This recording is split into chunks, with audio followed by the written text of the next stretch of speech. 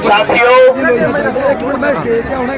सच बात ये है कि कल रात से मुझे बहुत बुखार है। की नाम है ਤੁਹਾਡਾ? बिस्तर में पड़ा हुआ था। रात को युद्धवीर भाई से बात हुई। सारी रात देखता रहा गाजीपुर में क्या हुआ क्या हुआ। रख दिया ने।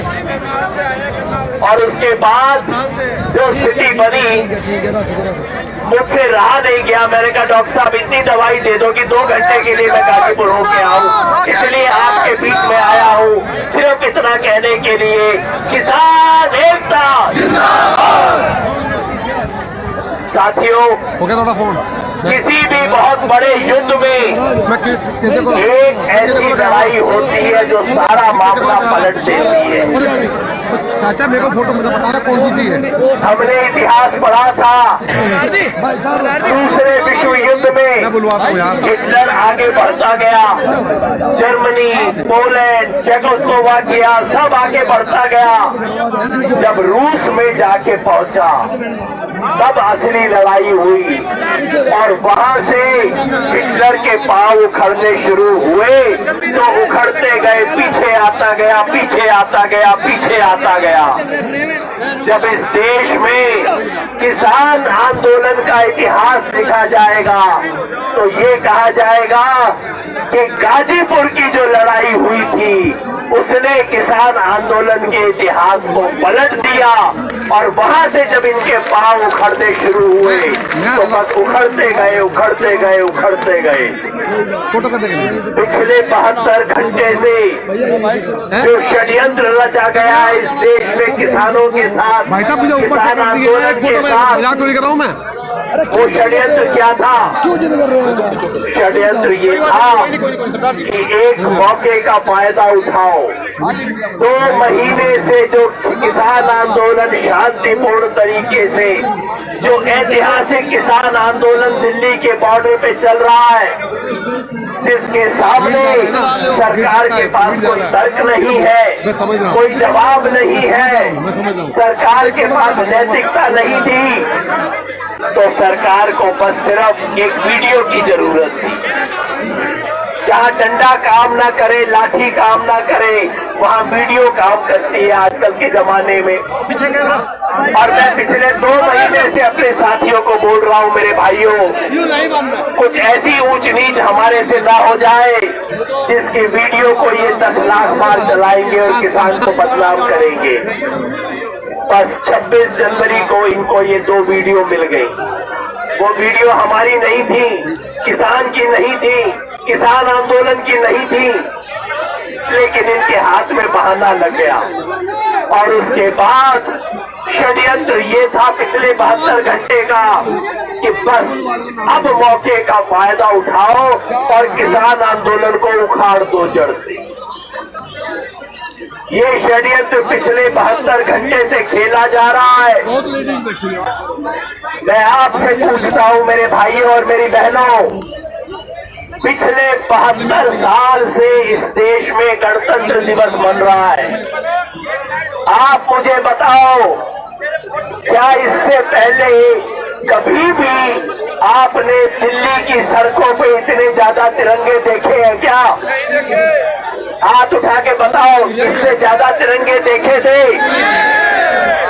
जिंदगी में मैंने कभी इतने तिरंगे नहीं देखे 26 जनवरी को। और जो किसान लाखों तिरंगे लेके दिल्ली में घूम रहा है, उसके ऊपर आप आरोप लगाते हो कि उसने तिरंगे की बेअदबी की। डूब मरो शर्म से। यह षड्यंत्र था इनका। तिरंगे लेके दिल्ली की सड़कों पे उतरने वाले किसान को तिरंगे का दुश्मन बताते हो, किसान को देशद्रोही बताते हो। मोदी जी सुन लो साफ, योगी जी सुन लो साफ, जिस दिन किसान देशद्रोही हो गया ना, उस दिन ये देश बचेगा नहीं। ये देश किसान पे टिका हुआ है, किसान की देशभक्ति पे देश टिका हुआ है। और कुछ भी कर लो, मुझे गाली दे लो, राकेश टिकैत को गाली दे लो, भाई तेजेंद्र बिरके इसको गाली दे लो, किसान को गाली मत दो। आप किसान को गाली मत दो। किसान नहीं बचेगा तो ये देश नहीं बचेगा। पिछले 72 घंटे से ये षड्यंत्र था और इनका पुराना स्टाइल है, ये 4 दिशाओं से हमला करते हैं। ध्यान से गिन लेना, 4 दिशाएं बार बार होता है। सबसे पहले मीडिया जमीन तैयार करवाते हैं अपना काम करने से पहले। ये जो हमारे पत्रकार साथी हैं, इनको मैं दोष नहीं देता, ये तो अपनी कंपनियों के मुलाजिम है, अपनी तरफ से ईमानदारी से काम कर रहे हैं। लेकिन ये खेल जो होता है, सबसे पहले मीडिया से गाली दिलवाओ और जमीन तैयार करो, उसके बाद अपने गुंडे भेजो आगे। पहले गुंडे आते हैं इनके, गुंडे भेजो, गुंडों से पत्थर चलवाओ, तो मीडिया से गाली दिलवाओ, गुंडों से पत्थर चलवाओ, उसके पीछे वर्दी में पुलिस को भेजो। तीसरे नंबर पे पुलिस आती है वर्दी पहन के, और चौथे नंबर पे काला कोट लेके वकील आते हैं कि आपको ये केस आपके खिलाफ हो गया, वो केस आपके खिलाफ हो गया। पिछले 72 घंटे में चारों खेल खेल लिए इन्होंने। मीडिया की तरफ से क्या क्या गाली ना दिलवाई किसानों को। सारे पूछ पूछ के मेरे को, अरे योगेंद्र जी ये हो गया, चौरी चौरा कांड हुआ था, महात्मा गांधी ने आंदोलन वापस ले लिया था, अब आप आंदोलन वापस ले लो। मैंने कहा भाई नीचे कर। अगर आपको लाल किले में जो बेअदबी हुई है, और लाल किले में बेअदबी हुई, लाल किले में इस देश की बेअदबी हुई है, लाल किले में जो हुआ उससे हर हिंदुस्तानी का सर नीचे हुआ है। अगर भाई आपको लाल किले की चिंता है तो जरा ये भी पूछ लो, अगर आप कहते हो कि लाल किले में जो हुआ उसकी वजह से किसान आंदोलन वापस हो जाना चाहिए, तो मेरे भाई लाल किले में जो हुआ उसकी वजह से प्रधानमंत्री को इस्तीफा दे देना चाहिए।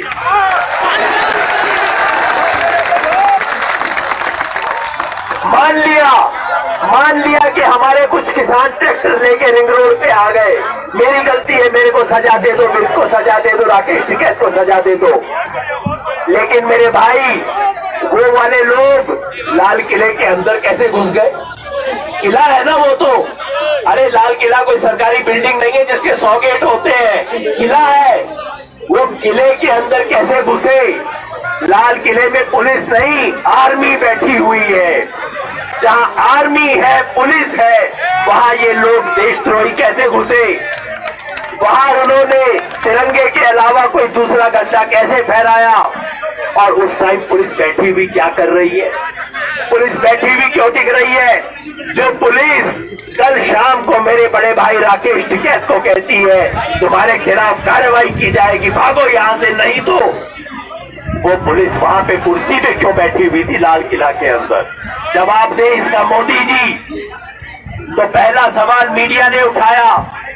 मैंने मीडिया वालों से कहा भाई थोड़ा सा हिम्मत करके ये भी पूछ लो ना कि ये दीप सिद्धू कौन है? ये दीप सिद्धू प्रधानमंत्री के साथ फोटो कैसे खिंचवाता था? अमित शाह के साथ फोटो इसकी कहां से आई थी? जरा ये सवाल पूछने की भी हिम्मत कर लो मीडिया वालों। तो पहली दिशा से हमला मीडिया से गाली, किसान देशद्रोही, किसान ने ये कर दिया, आंदोलन वापस लो, आंदोलन वापस लो, आंदोलन वापस लो। उसके बाद गुंडों से हमला। मैं बताना चाहता हूं सबको, अभी सूचना नहीं होगी, आज सिंगू बॉर्डर में बीजेपी आरएसएस लोगों ने अपने 400 गुंडों से सिंगू बॉर्डर के ऊपर अटैक करवाया है। और आप सुन लेना, मैं अभी एनडीटीवी की खबर देखते हुए आ रहा था, पहले 200 गुंडे इकट्ठे हुए, 400 गुंडे इकट्ठे हुए, दिल्ली की तरफ से सिंगू बॉर्डर की तरफ चलते गए, पुलिस ने नहीं रोका उनको। 2 किलोमीटर का फासला है, 2 किलोमीटर पैदल चलने दिया, पुलिस ने रोका नहीं उनको। वो अपने साथ माइक सिस्टम की गाड़ी लेके जा रहे थे, गाड़ी को भी नहीं रोका।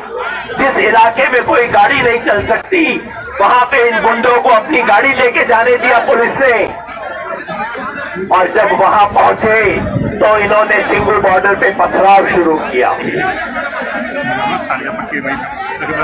और अब मीडिया इसको कैसे दिखा रहा है? स्थानीय लोगों और किसानों के अंदर टकराव हुआ। अरे भाई, कोई स्थानीय लोगों से टकराव नहीं हुआ। ये बीजेपी आरएसएस के गुंडे थे, ये बिना वर्दी में आए हुए गुंडे थे। इन गुंडों के साथ इन गुंडों ने हमला किया किसानों पे। सच्चाई ये है।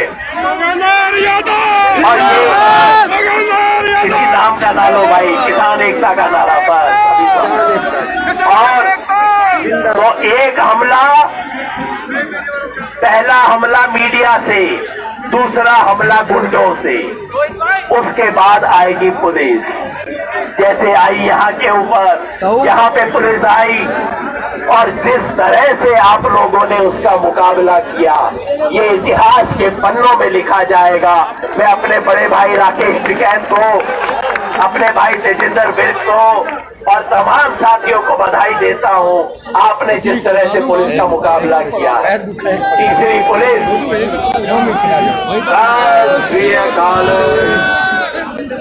और चौथा काले कोट वाले पुलिस के वकील के मुकदमे। अब क्या कह रहे हैं? यूएपीए लगाएंगे, सब पे मुकदमा लगा दिए। इन पे भी मुकदमा है, मेरे पे भी मुकदमा है, सबके ऊपर मुकदमा लगा दिया है। मैंने कहा बहुत अच्छी बात है भाई, मुकदमे लगाओ। लुकआउट नोटिस दिया। लुकआउट नोटिस किस पे होता है? कोई भगौड़ा जब देश छोड़ के भागने लगता है, उसको एयरपोर्ट में रोकने के लिए, उसको देश छोड़ के भागने पे रोकने के लिए लुकआउट नोटिस दिया जाता है। तो हम लोगों के बारे में लुकआउट नोटिस दे रही है पुलिस, कहती है। मैं दिल्ली पुलिस से अनुरोध कर रहा हूँ भाई, लुकआउट की कोई जरूरत नहीं है। यहाँ से लुकआउट कर लो, मैं तुम्हारे सामने खड़ा हूँ। कौन सा लुकआउट करोगे तुम? कोई राकेश टिकैत ये देश छोड़ के नहीं भाग रहा, कोई तेजिंदर विर्क ये देश छोड़ के नहीं भाग रहा। यहीं पे है, मेरा देश है, तुम्हारे बाप का देश नहीं है, मेरा देश है, यहीं पे रहूंगा, यही लड़ूंगा। लुकआउट नोटिस देते हो हमारे बारे में। तो इन तमाम लोगों को पुलिस का जो खेल खेला जा रहा है उसके बारे में, तो ये 4 दिशाओं से हमला हो रहा है मेरे दोस्तों, और किसानों ने इन चारों हमलों का जवाब दे दिया। योगेंद्र सर, तमाम नेता हमें समर्थन देने के लिए आ रहे हैं। समर्थन देने वालों का सबका स्वागत है। जिस भी झंडे से हो, जिस भी उसमें हो, किसान के पीछे कोई खड़ा हो, सबका स्वागत है। तो दोस्तों, मैं आपको कह रहा था कि 4 दिशाओं से किसान पे पिछले 72 घंटे में इनने हमला किया। हमारे साथी भी बीच बीच में थोड़े से मायूस हो गए। हो जाता है कई बार, साथी मायूस भी हो जाते हैं हमारे। निकाल दो। लेकिन एक बात बताता हूँ, कल आपने जिस तरह का संघर्ष किया है, उससे पूरे देश के किसान में हिम्मत दोबारा आ गई है। सारे किसान उठ उठ के चलने शुरू हो गए हैं।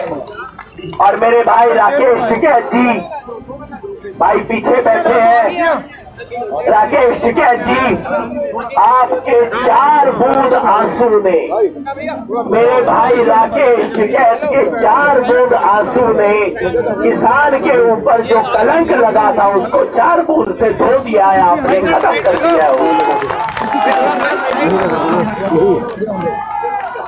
अब किसान बैकफुट पर नहीं है, अब किसान पीछे नहीं है। हमने खुद बोला है। आप मेरे को बताओ, देश का कौन सा आंदोलन है जो ये काम करता है? हमने कहा कि लाल किले में जो हुआ, जो दिल्ली की सड़क पे हुआ, हमने नहीं करवाया, किसान आंदोलन ने नहीं करवाया। 14 जनवरी को, यानी कि आज से 2 हफ्ता पहले, कोई संगठन था जिसने कहा था कि जाके इंडिया गेट पे खालिस्तानी झंडा लगाओ। हमने प्रेस कॉन्फ्रेंस करके कहा था ये लोग किसानों के दुश्मन हैं, इनके साथ हमें नहीं रहना। हमने नहीं करवाया, लेकिन फिर भी हमने कहा कि इसकी नैतिक जिम्मेवारी हम स्वीकार करते हैं। आप मुझे बताओ मेरे दोस्तों, कौन सा आंदोलन इस देश का है जो जिसने जो ना किया उसकी भी जिम्मेवारी कबूल करता है? सिर्फ किसान आंदोलन ने एक बड़ा दिल दिखाया और कहा कि हमने जो नहीं किया, लेकिन दरी हमने बिछाई थी, उसके ऊपर अगर तांडव हुआ तो दरी बिछाने के नाते हम अपनी जिम्मेवारी स्वीकार करते हैं। और हमने कहा कि 30 जनवरी को शहादत दिवस है, 30 जनवरी को हम एक उपवास रखेंगे, संकल्प लेंगे, हम अपनी जिम्मेवारी स्वीकार करते हैं। तो देश का कोई आंदोलन नहीं है, किसानों को छोड़ के कोई आंदोलन नहीं होगा जिसमें कोई नेता लोग कहे कि जो मैंने ना किया उसकी भी जिम्मेवारी मैं कबूल करता हूं। लेकिन इस किसान आंदोलन ने ये किया है। इस सब के बावजूद सरकार सोच रही है कि तोड़ लेगी हमारे को, तोड़ने में सफल नहीं होगी मेरे भाई। तो आखिर में मैं आप सबसे बस एक दो अपील करना चाहता हूं। इस मंच के माध्यम से और मीडिया के माध्यम से मेरी आवाज जहां जहां तक पहुंच रही हो, देश के हर किसान के घर में पहुंच रही होगी, उसको मैं अपील करना चाहता हूं। पिछले 2 महीने देश के सब किसान आए, देखने भी आए, समर्थन करने भी आए, लंगर खाने भी आए, थोड़ा बच्चों को घुमाने के लिए भी ले आए थे। लेकिन आज आपकी जरूरत देश के किसान के जिस जिस घर में मेरी आवाज जा रही है, मेरे किसान भाइयों बहनों, आज अपनी फैमिली के एक मेंबर को यहाँ भेजो। आज आंदोलन को जरूरत है। जिस तरह से पिछले 24 घंटे में आपने भेज के योगी और मोदी सरकार के मंसूबे को नाकाम किया है, उस तरह से हर मोर्चे पे भेजो। ये आपने मेरठ, बागपत, सहारनपुर, मुजफ्फरनगर आपने तो सबने सोच लिया है, आपकी तो ड्यूटी इस मोर्चे पे बनती है। लेकिन जो करनाल में है, पानीपत में है, सोनीपत में है, जो और नजदीक वाले हैं, उनको मैं कहूंगा आप इधर मत आओ, आप सिंगू बॉर्डर पे पहुंचो। क्योंकि अब ये सरकार अपनी नीचता पे उतर आई है। अब ये हिंदू सिख का खेल कराने वाली है। ये हिंदू सिख का खेल कराना चाहते हैं, इसलिए करनाल, पानीपत, सोनीपत और उससे जुड़े हुए हरियाणा, उत्तर प्रदेश के साथियों को मैं कहूंगा आप गाजीपुर मत आओ, आप सिंधु बॉर्डर पहुंचो, वहां खड़े हो किसानों के साथ। बहुत बढ़िया, बहुत बढ़िया। तो आप वहां पहुंचो ताकि इस मामले को पंजाब हरियाणा का मामला ना बनाया जा सके, ताकि इसको हिंदू और सिख का मामला ना बनाया जा सके। जहां एक सिख भाई खड़ा हो, उसके साथ 2 गैर सिख भी खड़े हो, ये कहने के लिए कि ये देश के किसान की लड़ाई है, किसी धर्म की लड़ाई नहीं है।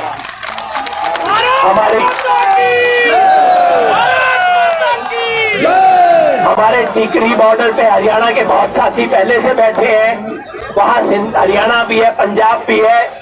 शाहजहांपुर मोर्चा जहां मेरी ड्यूटी लगी हुई है, वहां पे भी मैं कहूंगा भाई, ये भिवानी के लोग, नारनौल के लोग, रेवाड़ी के लोग, गुड़गांव के लोग और उसके आसपास पूरे राजस्थान के साथी, जयपुर, दौसा, झुंझुनू, सीकर, आप सब लोग शाहजहांपुर पहुंचो। अगले 3 दिन के अंदर पिछले 72 घंटे में जो षड्यंत्र हुआ है, उसको तोड़ने के लिए अगले 72 घंटे में अब हमें सब कुछ ठीक करना है। धार मुड़ गई है, अब स्पीड इसकी बढ़ानी है। गाड़ी तो मुड़ गई है, षड्यंत्र असफल हो गया है और अब इसकी स्पीड बढ़ानी है। तो देश के हर किसान के घर से एक एक साथी इस मोर्चे पे पहुंचेंगे, मोर्चे को मजबूत करेंगे और इस देश को बताएंगे आप कुछ भी कर सकते हो, किसी को भी बदनाम कर सकते हो। इस देश में किसान को बदनाम नहीं कर सकते, किसान को देशद्रोही नहीं बता सकते। और इस एक बात सुन लो मोदी जी, योगी जी, सब लोग सुन लो, किसान अपमानित होके और हार के इस मोर्चे से वापस कभी नहीं जाएगा। कुछ भी हो जाए, किसान हारेगा नहीं, किसान अपमानित नहीं होगा और अब किसान जीत कर ही जाएगा और कोई रास्ता हमारे पास नहीं है। तो आखिर में मैं गुरु गोविंद सिंह का एक शब्द बोल देता हूं आपको, 2 पंक्ति। गुरु गोविंद सिंह कहते हैं, उन्होंने अपने हाथ से लिखा था एक शब्द। वो कहते हैं, देह शिवा वर मोह अहे।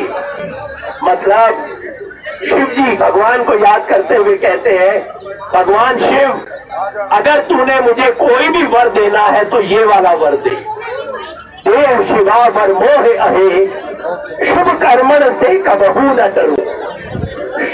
शुभ काम करने से कभी मैं टालू ना, कभी डरू ना उस रास्ते से, कभी उस रास्ते से मैं डिगू ना। न डरो जब अरसही आगे रहो। अरे मतलब दुश्मन, अगर दुश्मन के सामने कभी खड़ा हो तो मैं डरू ना। और आखिर में क्या कहते हैं, निश्चय कर अपनी जीत करो। तो मिलके सब लोग बोलेंगे निश्चय कर अपनी जीत करो। भारत माता की, भारत माता की। किसान एकता जिंदाबाद, किसान एकता जिंदाबाद, किसान एकता जिंदाबाद। मैं कहूंगा लड़ेंगे और जिसने जीतना है वो बोलेंगे जीतेंगे, लड़ेंगे जीतेंगे, लड़ेंगे जीतेंगे।